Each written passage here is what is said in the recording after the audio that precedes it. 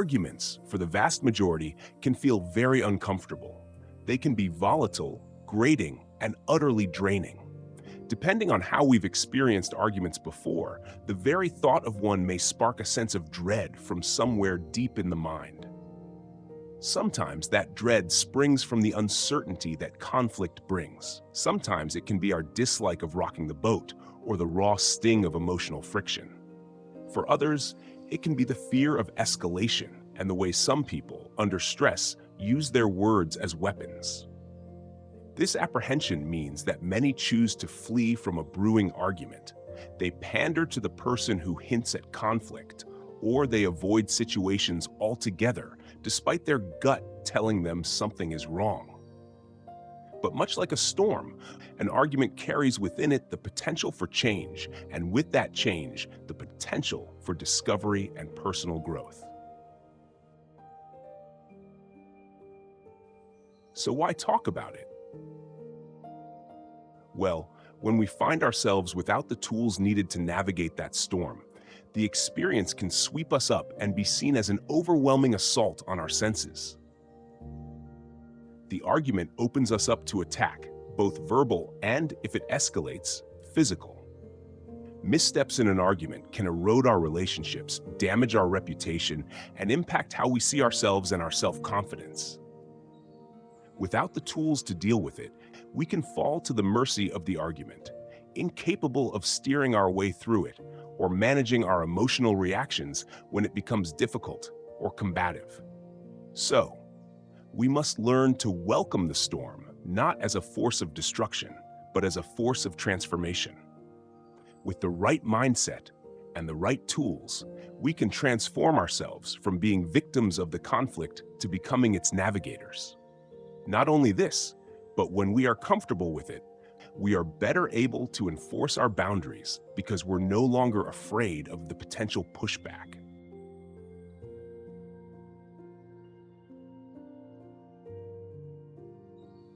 It was a normal day in ancient Greece. Two farmers had begun work under the warmth of the morning sun, and the air above the ground had just begun to shimmer with the heat.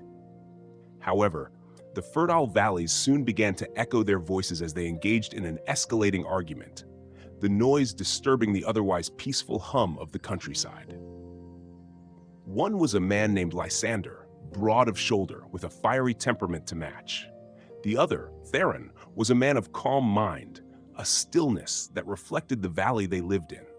The two men stood in the heart of the rolling hills.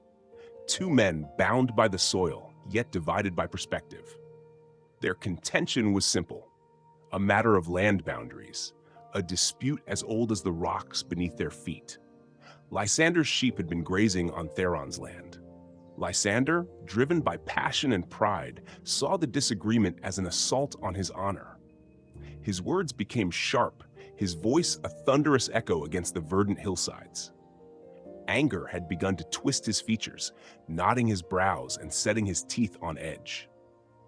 Theron, on the other hand, regarded the dispute with serenity and pragmatism. He saw it not as an affront to his honor, but as a problem seeking resolution. The lines on his face remained untroubled. When he spoke, his words, unlike his counterparts, were steady and measured. Lysander's rage soared like a tempest, and he lost himself in the turbulence of his irritation. His mind was clouded, and his judgment was impaired. He lashed out with his words, each syllable intended to sear and burn. He had lost control, and his behavior was now swept up in the moment. He was a puppet on the strings of his circumstances. Theron, undisturbed by the raging storm of Lysander's fury, stood firm on the rock of his principles. He recognized Lysander's wrath as a tempest beyond his control. He did not attempt to quell it, nor did he fan its flames. Instead, he let it rage, let it spend its energy. He would not allow his actions to be dictated by the things around him, so he made his point clearly. Lysander's sheep were on his land. That was the simple truth. Nothing more, nothing less. As the morning sun rose to midday, the argument spent itself. Lysander, now exhausted, and seeing that his assertiveness had not chipped away at Theron's resolve, had no choice but to accept what he had already known. He had let his sheep wander. Theron, still measurably calm, thanked Lysander for his understanding and suggested they help each other build a fence to prevent the same thing from happening again. One could either be a Lysander, consumed by the emotion of their passions, or have their peace of mind sacrificed at the altar of anger. Or one could choose to be a Theron, making the deliberate choice to decide how to respond, rejecting the pressure of external events to dictate how we behave and feel.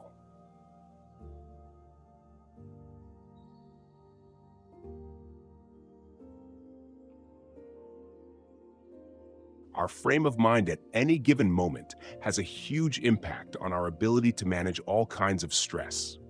If we see the world in a destructive way, or if we view ourselves unfavorably, we are far more likely to address our stressors through an unproductive lens and suffer more as a result. On the other hand, if we're able to learn how to be deliberate and constructive in the way we view who we are and what happens to us, we are far more likely to manage our reactions to adversity. As a result, we're better able to remain calm and resilient in the face of suffering. To help us with this, let's take a look at a few core Stoic principles: control, compassion, emotional reaction.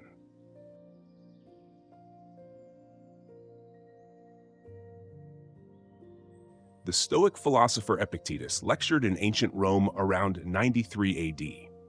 He believed that much of our suffering that can be avoided, comes from our inability to determine what is within our control and what is not. Our failure to distinguish between what is within our control and what is not often leads us to fall into two traps. We try to control things outside our control. We don't take responsibility for the areas of our lives that are within our control. The chief task in life is simply this: to identify and separate matters so that I can say clearly to myself which are externals not under my control and which have to do with the choices I actually control. Where then do I look for good and evil? Not to uncontrollable externals, but within myself, to the choices that are my own.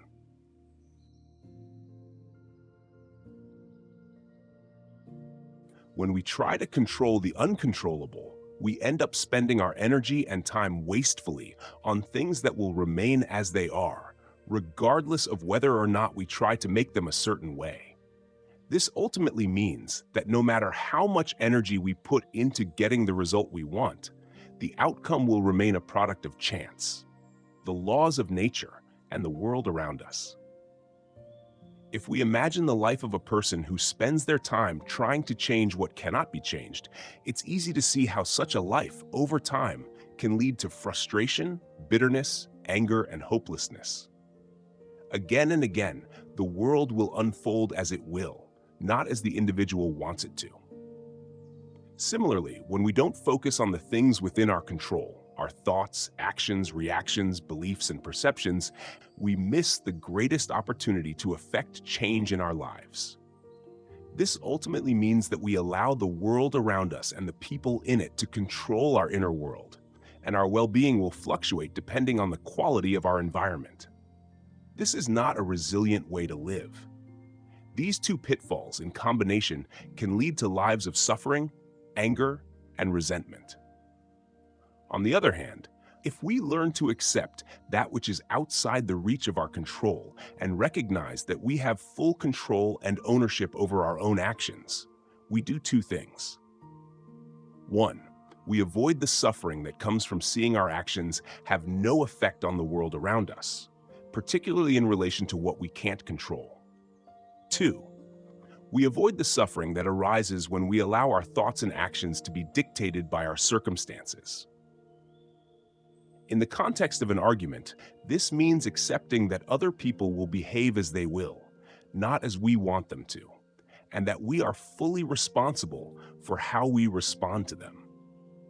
The Stoics believed in social reform, but they also believed in personal transformation.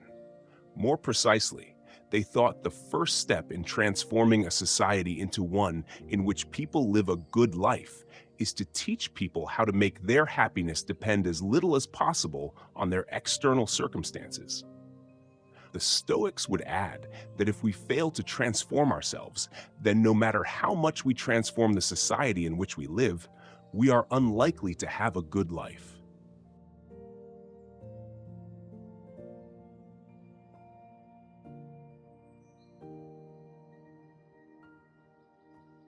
A large part of compassion is looking at another person and trying to understand the past experiences that have shaped their actions in the present, as well as the beliefs that inform their decisions. This is especially important and particularly difficult when someone is being destructive or behaving in a way we disagree with. The Stoics believe that all humans are part of a shared whole and that we have a responsibility to care for one another and work together. With this in mind, it is a valuable skill to look at someone who is acting destructively and see them not simply as a bad person in the present, but as a product of their past. When we do this, we shift our focus from just the what of their actions to the why. Understanding the why allows us to see the deeper motives, fears, insecurities, defenses, unconscious patterns of thought, and beliefs that drive their behavior. For as these were made to perform a particular function, and by performing it according to their own constitution, gain in full what is due to them, so likewise, a human being is formed by nature to benefit others, and when he has performed some benevolent action or accomplished anything else that contributes to the common good, he has done what he was constituted for and has what is properly his.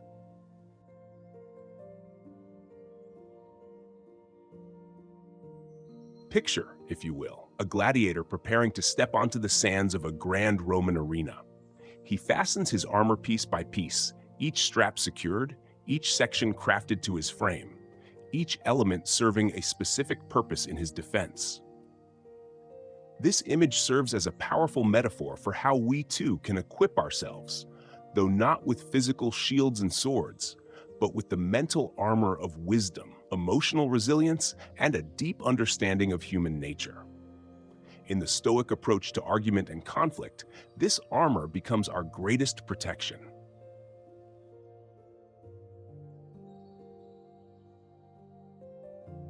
At the forefront of this metaphorical armor is the Stoic virtue of wisdom, the helmet that shields the mind from the arrows of heated arguments, personal attacks, and unfounded claims. For the Stoics, wisdom is not merely the accumulation of knowledge, but the ability to apply it effectively, especially under stress and pressure. Before engaging in an argument, a Stoic prepares by equipping themselves with knowledge. They research, study, and seek to understand different perspectives. They approach every disagreement with a learner's mindset, remaining open to new ideas, including the possibility that they might be wrong. This intellectual preparedness is not just about gaining an advantage in debate. It is a defense against dogmatism and closed-mindedness. Armed with wisdom, the Stoic engages in discourse with humility, addressing arguments with clarity and precision. Rather than escalating conflict, they seek to diffuse tension and foster mutual understanding.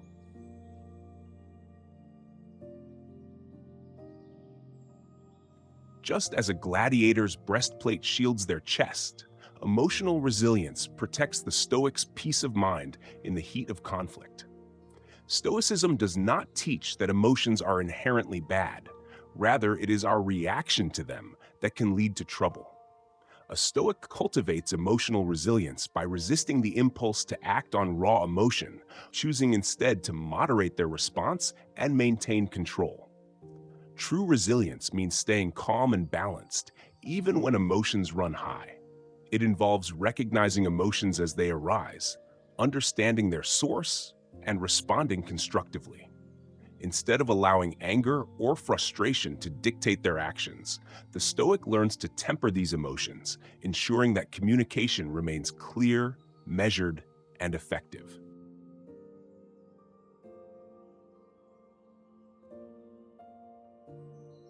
The final piece of the Stoics' armor is their understanding of human nature. Stoics recognize that every person, including themselves, is shaped by a complex mix of experiences, beliefs, social conditioning, biases, and more. They enter every argument with the awareness that these factors shape how people perceive and react to situations. With this understanding, Stoics engage in debates with empathy and patience. They don't see their opponents as enemies to be defeated, but as fellow humans with unique perspectives. Anticipating emotional reactions, defensive tendencies, and ingrained biases, they prepare to respond with kindness, respect, and composure. Moreover, this awareness extends inward. Stoics examine their own biases and preconceptions, ensuring that their judgment remains clear. This level of self-awareness serves as a powerful shield, protecting them from the pitfalls of ego and rigid thinking.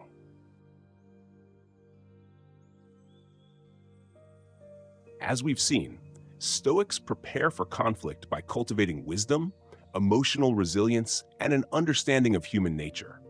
However, their strategy doesn't stop at preparation. It extends into the very flow of the conflict itself. When the back and forth of a disagreement begins, the Stoic uses a set of tools grounded in their philosophical principles, transforming the battlefield of argument into a space for growth and mutual understanding. The goal here isn't to defeat the opponent in the conventional sense, but to uncover the truth in each side of the argument.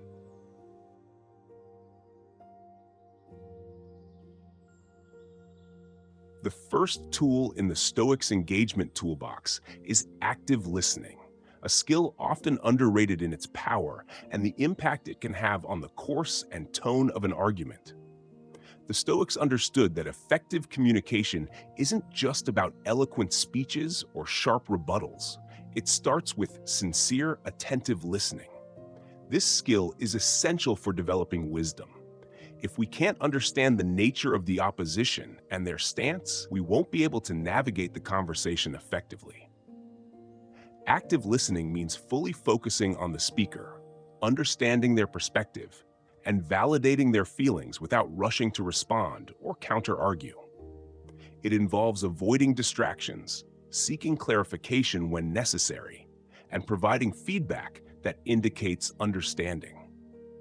This isn't about conceding a point or weakening one's position. It's about creating a space of respect and consideration that fosters constructive discussion. In conversation, one should attend closely to what is being said, and with regard to every impulse, attend to what arises from it. In the latter case, to see from the first what end it has in view, and in the former, to keep careful watch on what people are meaning to say. By employing active listening, the Stoic sends a clear message. I want to hear your viewpoint and understand it fully. This not only helps diffuse tension, but also promotes empathy and understanding, turning the argument from a battle into a dialogue. The reason why we have 2 ears and only 1 mouth is that we may listen more and talk less.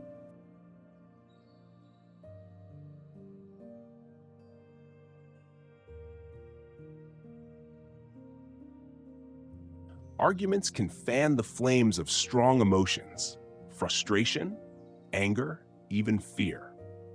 The Stoics believed that emotional control was a vital tool to prevent these flames from consuming the discussion. Stoics remain mindful of their emotional state during an argument. They recognize the initial stirrings of negative emotions in themselves and others, taking proactive steps to calm them and maintain equilibrium. Instead of suppressing their feelings, they manage them, ensuring that emotions serve as guides rather than masters. In the heat of a particularly charged exchange, a Stoic might pause, take a deep breath, or even suggest a break to allow both parties to regain composure. By maintaining emotional control, they prevent the argument from devolving into an emotional battleground, focusing instead on resolving the issue at hand.